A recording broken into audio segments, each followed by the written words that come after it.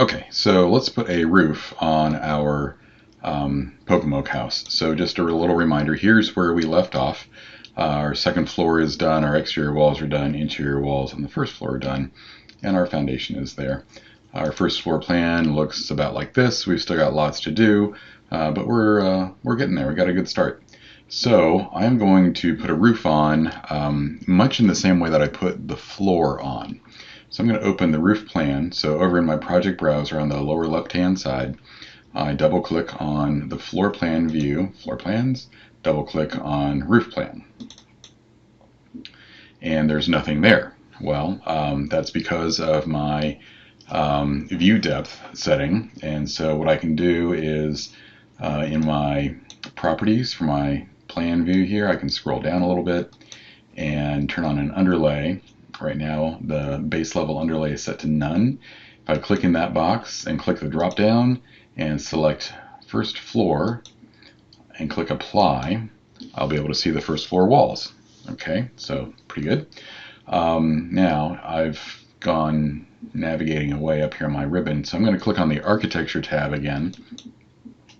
That takes me back to where I started, and I want to place a roof, so I'm going to do a roof by footprint. There are some other interesting ways that we could do a roof, but this is the most straightforward.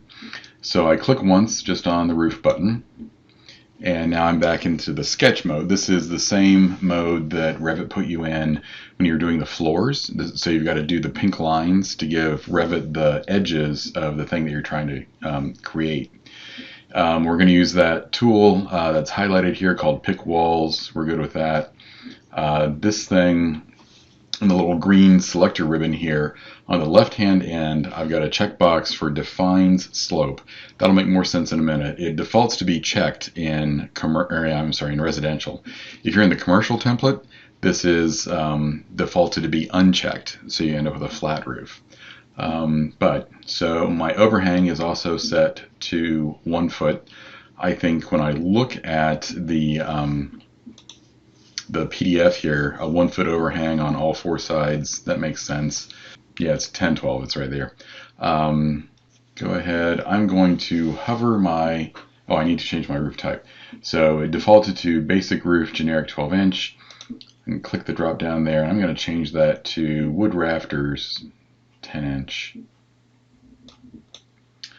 Then I hover my mouse over one of my walls, and notice I get that blue dashes on one side of the wall or the other, depending on where my cursor is.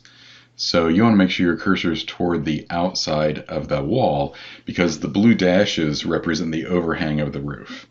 For some reason, as smart as Revit is, it will let you build a roof that doesn't make it all the way to the walls and would dump all the water inside the house. But anyway, so make sure that your cursor is toward the outside of that wall. Wait for the blue dashes to show up, and then click the tab button on your keyboard 1 time. That gets you the pre-select highlight all the way around. Notice if you move your mouse away, then that all goes away. So you have to leave your mouse there, click the tab 1 time, and now I've got the pre-select highlight all the way around. Now I click my left mouse button, boom, and now I have pink lines.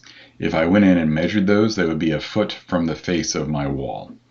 So that's the overhang. And notice I have these slope indicators on all 4 of my pink lines. I'm going to show you what happens when we say OK to that. Let's see. So, oh, my slope. Oops. Go back over here. Change this slope to. This wants to be 1012 instead of 912. So change that to 10. Click apply. And up in the ribbon, I'm going to click the green check mark, and we'll see what we just made. So I click on the 3D view, and I've got some issues. The first issue is that my roof is floating way up in the air. So if I click this to go to a front view, now what's going on is that I put it on the roof level, which if you look at the Pocomoke City house, the roof level and the second floor level are pretty much the same.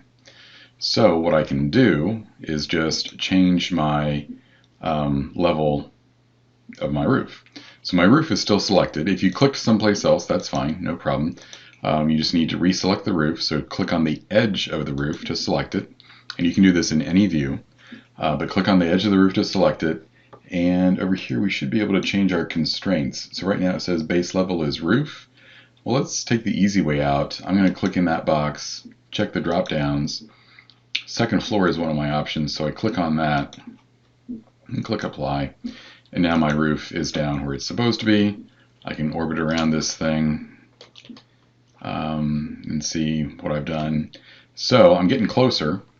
But now my problem, if I go back and look at my PDF, that's got a gable roof on it, right? So I've got that triangle right there where I can see that vent and the window and the shutters and things that are on that end wall.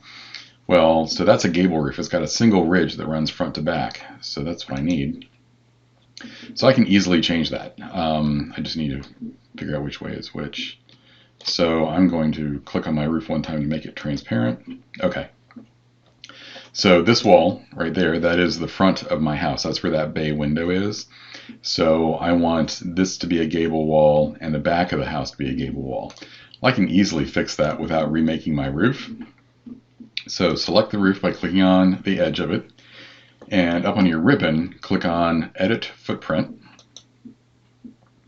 And these slope indicators are on all four of my lines, my pink lines. So what I'm going to do is select one of my pink lines that I want to be the gable end and uncheck that box that says defines slope. So I click on the line. You can't click on the slope indicator. You have to click on the pink line. And then up here on the little selector ribbon where it says define slope, uncheck that box. Do the same thing down here where the bay window thing is going to go. Uncheck define slope. Click the green check mark. And now I have a gable instead of a hip roof. So I'm getting closer. Let me go to a section view. We created a section last time. So here's my section. This doesn't look too bad. You zoom out a little bit. Pull that box up so I can see the entire thing. I'm looking right here. That's a pretty tight little corner, but what we might end up doing is moving that roof down a couple of inches so that there will be a bird's mouth cut in that. So let's go ahead and do that. I'm going to put a base offset from level of, let's make it negative 2.5 inches. Okay, so now I've got that notch, that triangle, where those two pieces overlap. That would be cut out of the rafters so that they would sit on the top of the wall there. So doing okay. Okay, so let's go back to the 3D view. So the other thing, I haven't closed up my end walls. So if I look at the front and the back of my house, might be easier to see if this is not shaded. If I go to the front and back of my house, you know, I'm seeing inside. So I want that wall to extend up to my roof. So I select the wall by clicking on it. And I hit Attach Top Base of my ribbon. And then I click on the edge of the roof to select the roof. And now it pulled the wall the rest of the way up. Now I just spin the house around. Oops. Oh man, I need a new mouse. Click on the front wall, attach top base, edge of roof, boom, there you go. We are getting there. So now we have a roof and we've attached our walls to our roof. Looking pretty good.